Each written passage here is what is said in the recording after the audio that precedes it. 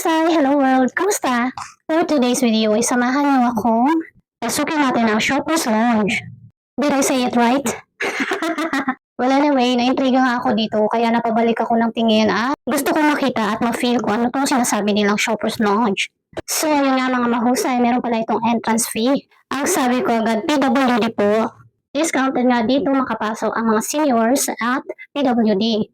Pagkatapos mong magbayad, unang bubungad sa iyo ang sala na ito na kung saan pwede ka dito magpahinga kapag napapagod ka na kakaikot-ikot sa mall. At ang kwartong ito ang pinaka-highlights. Ito pala isang banyo. Nagulat na ako sa laki ng banyo na to, mga mahusay.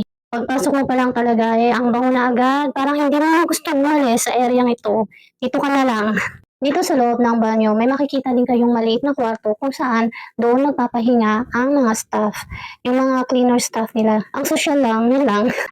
Hanggang dito na lang ang aking palabas mga mahusay. Maraming salamat sa inyong panonood at patuloy na suporta. Mag-ingat pong lahat. I love you all. Mga